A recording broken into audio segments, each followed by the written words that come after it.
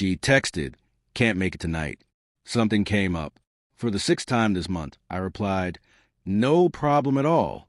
Then I used Find My iPhone to check where she actually was, her ex's apartment complex. The flowers I had delivered there, along with a breakup card attached, made her panic. I'm 35, male, and had been with Jessica, 33, for about 18 months. We weren't married, but had been discussing moving in together. She had her place, I had mine, and it seemed like the natural next step until last month when the cancellation started. The first time, she said, "Sorry, babe, work emergency. Rain check." The second time, "My mom's not feeling well. Need to check on her." The third time, "I have a migraine that came out of nowhere." The fourth and fifth times, and now tonight, the sixth time this month, she texted, "Can't make it tonight. Something came up." Each time, I replied with variations of "no problem, feel better," or "hope everything's okay." But tonight, sitting alone at the restaurant I reserved for our anniversary dinner, staring at her latest cancellation text, something clicked. Jessica and I shared our locations on our phones.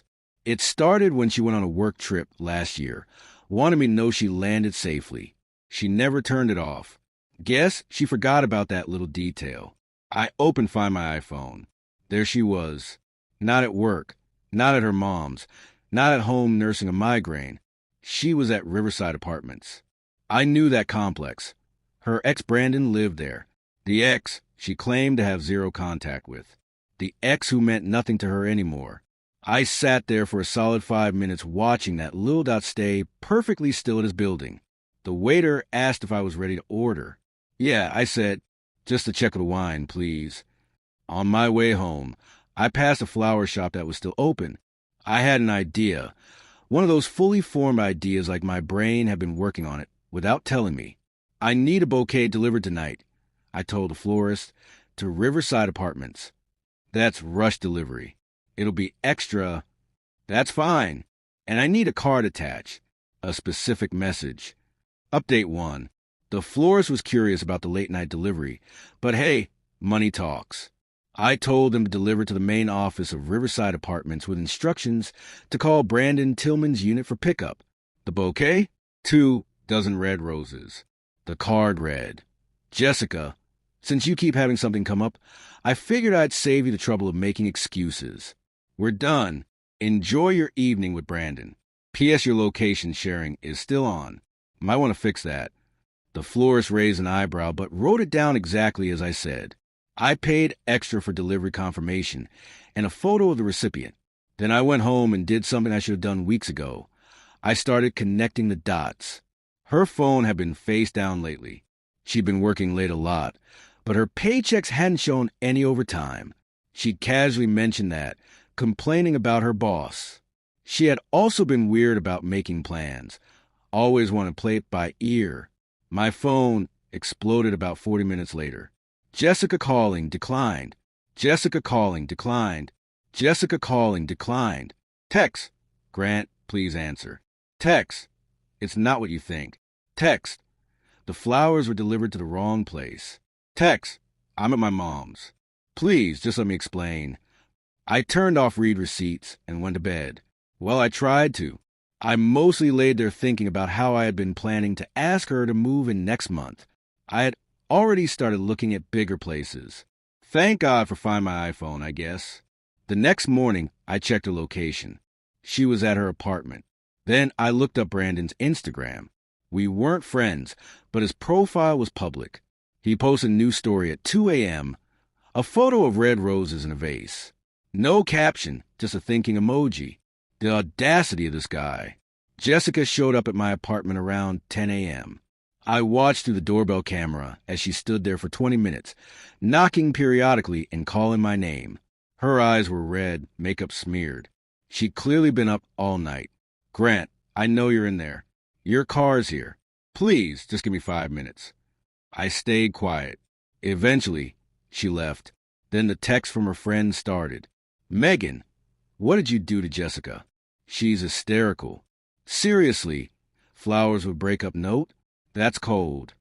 Vanessa, Jessica made a mistake, but she loves you. Don't throw away something good over a misunderstanding. A misunderstanding? That's what they were calling it. I replied to Vanessa since she was the most reasonable of the bunch.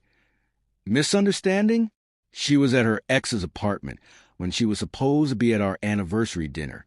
Her location showed her there for 3 hours. What exactly am I misunderstanding? Vanessa. She was just talking to him.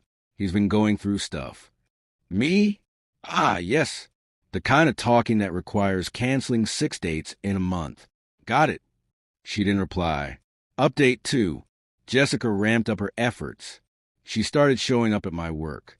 Security wouldn't let her in. Badge required. But she waited in the lobby for 4 hours. My co-workers were eating this up, watching through the glass doors as she sat there with coffee and puffy eyes. Dude, just talk to her, my colleague Rob said. She looks destroyed. She looked pretty comfortable at Brandon's place 2 nights ago. Maybe there's an explanation. Rob, what explanation makes this okay? Please, I'm dying to hear it. He didn't have one. I finally went down at lunch, mainly because my boss was starting to give me looks about the distraction in our lobby. Jessica jumped up when she saw me. Grant, thank God. Please just listen. You have 2 minutes, and we're talking right here in public. She glanced around at the people pretending not to watch. Can we at least go outside? 1 minute, 50 seconds. Okay. Brandon texted me last month. His dad died. He was struggling and needed someone to talk to, so talk on the phone. He was really messed up, Grant. Drinking and talking about doing something stupid. So call 911. Call his mom. Call literally anyone except a girlfriend who swore she had no contact with him. I was trying to help by canceling 6 dates, by lie about where you were, by sneaking around. I knew you'd react like this. I actually laughed. You knew I'd react badly to you lying and sneaking around with your ex. So, you lied and snuck around with your ex brilliant logic, Jess. It wasn't like that. Nothing happened. Your location was at his apartment for 3 hours on our anniversary. We were just talking. Here's the thing. I don't care if you're talking, playing Scrabble, or conducting a seance to speak to his dead father. You lied at least 6 times. You chose him over us over and over. We're done. Grant, please. Time's up. I walked back inside. She stood there for another hour before security asked her to leave. That evening, Brandon called me. The audacity of this man. Bro, you need to chill, he started. Bro, we're not brothers. You're the guy sneaking around with my girlfriend. Ex-girlfriend, he corrected. And I wasn't sneaking. Jessica was being a good friend.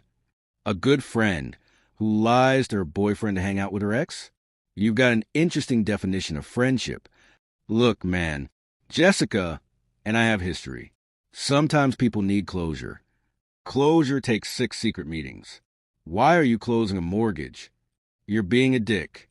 She chose you, didn't she? No, Brandon. She chose you 6 times this month. I just made it official. Whatever, man. Your loss. Funny thing about that, I can see her location right now. Guess where she is? Silence. That's right. Your apartment again. Tell me more about how she chose me. He hung up. Update 3. The entitlement escalated dramatically over the next few days. Jessica's mom, Diane, called me. Now, I'd always liked Diane and thought she was reasonable. I was wrong. Grant, sweetheart. Jessica explained everything. This is all a big misunderstanding. Diane, I respect you, but there's no misunderstanding. She lied multiple times. She was trying to help that boy. You know, Jessica has a big heart. She has such a big heart that she forgot about our anniversary to comfort her ex. People make mistakes. You're going to throw away your whole future over this. What future? One where she runs to Brandon every time he has a problem? Where I'm wondering if something came up means she's with him. That future? You're being cruel. That stunt with the flowers was humiliating. Humiliating was sitting alone at an anniversary dinner while she was at another man's apartment. He's going through a loss. His father died 5 years ago. Diane, I Googled the obituary. So, either Brandon's lying to Jessica or Jessica's lying to you. Long pause. That can't be right. Joseph Tillman died August 2019. Look it up yourself. She hung up. Guess she looked it up. Then came the financial entitlement. See, Jessica and I had been planning a vacation to Cabo next month. I'd paid for the whole thing, flights, hotel, excursions, about $3,800 total. She was supposed to pay me back her half, but things were tight, and I'd said no rush. Text from Jessica. I know we're not together, but that vacation is non-refundable. We should still go as friends. As friends? The nerve. I already changed the reservation to single occupancy. Thanks for reminding me to cancel your ticket. You can't do that. I was going to pay you back. When? After your next secret meeting with Brandon. That's my vacation, too. I need this trip. Then book your own. Cabo's not going anywhere. I can't afford it right now. Sounds like a you problem. She sent 18 more texts about how I was stealing her vacation. I didn't respond to any of them. But here's where it gets good. Her friend Megan decided to start a rumor that I'd been controlling and abusive, and that's why Jessica had to seek comfort elsewhere. She posted some vague nonsense on social media about supporting friends leaving toxic relationships, with Jessica's crying emoji reaction. So I did something petty, maybe too petty, but I was done with the high road. I posted a screenshot from Find My iPhone, showing Jessica at Brandon's apartment with a timestamp clearly showing our anniversary dinner time. Caption: when you think she's at work, but Find My helps you find out where she really is. PSA: if you're going to cheat, turn off location sharing. The comments exploded. Mutual friends who have been getting Jessica's version suddenly had questions. Lots of questions. Wait, she said she was at her mom's that night? Brandon, the ex-Brandon? Didn't his dad die years ago? Jessica called me screaming. You posted our private business. You made it public when your friends started calling me abusive. Take it down. Turn off your location sharing first. Oh, wait. You finally did. Only took you 3 days to figure that out. You're ruining my reputation. No, Jessica, you ruined your reputation. I just provided receipts. Update 4. The next morning, I woke up to find my car keyed. There was a deep scratch running from front to back on the driver's side. I checked my security camera and saw a hooded figure, but I recognized those Nike sneakers, the hot pink ones I bought Jessica for her birthday. I filed a police report and showed them the footage. They said it would be hard to prove without seeing her face clearly, but they'd look into it. Then Jessica made her biggest mistake. She texted me, "Hope you like your car's new paint job. That's what you get for humiliating me." I screenshot that and sent it to police. I sent it to my insurance, and I sent it to my lawyer friend, who said, "Keep that. Trust me." The estimate for repairs came back at $2,400. My insurance would cover it, but I'd need to pay the deductible. So I did what any reasonable person would do. I filed small claims court paperwork. But first, one more thing happened. Brandon showed up at my apartment. Not Jessica. "Brandon, we need to talk," he said, trying to sound intimidating. "We really don't. You're harassing Jessica." I haven't contacted her once since she admitted to keying my car. She's fragile right now. Fragile? She did $2,000 in damage to my car. You posted about her online after her friends called me abusive. It's called defending myself. Look, just leave her alone and we'll leave you alone. We? Oh, so you're a we now? That's interesting. Tell me more about how nothing happened between you two. His face turned red. We're together now.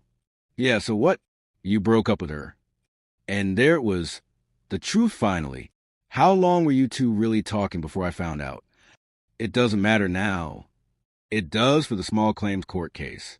Emotional distress, finding out my girlfriend was cheating, not just lying.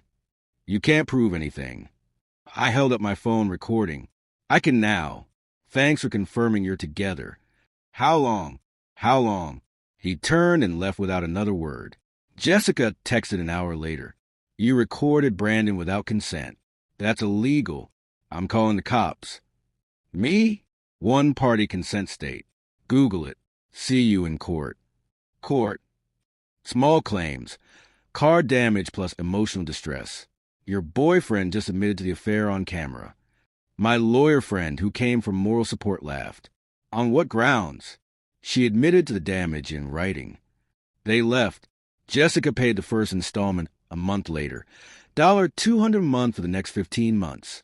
Last I heard through mutual friends, Jessica and Brandon moved in together after 2 months. She caught him texting his other ex 3 weeks later. They're still together, but working through trust issues. The irony is delicious. She tells people I was emotionally abusive and controlling, but most who know the whole story don't buy it. As for me, I got my car fixed and went to Cabo solo. I had an amazing time, met some cool people, and did all the excursions I wanted without compromise. I started dating again after a few months. The new woman I'm seeing thinks the flower delivery breakup was iconic. Her words. She also appreciated that I handled everything through proper legal channels instead of doing anything crazy. Lessons learned. 1. Trust your gut when patterns change. 2. Location sharing works both ways. 3. Document everything. 4. Sometimes the best revenge is just letting someone live with their choices. 5. Always get it in writing when someone admits to property damage. Oh! And Jessica still has 8 payments left. Every month, when that money hits my account, I think about how she could have just been honest. Could have broken up with me like an adult. Could have not keyed my car. But hey, something came up, right? The funniest part? I still get notifications, sometimes. Jessica's payment of $200 has been received. Brandon's probably paying it. The ex she ran now has to pay for the damage she did over him. Poetic justice, maybe? An expensive lesson for her? Definitely. Was it worth it to find out who she really was before we moved in together? Absolutely. Sometimes a bullet dodges you. You just have to be smart enough to stay out of its way.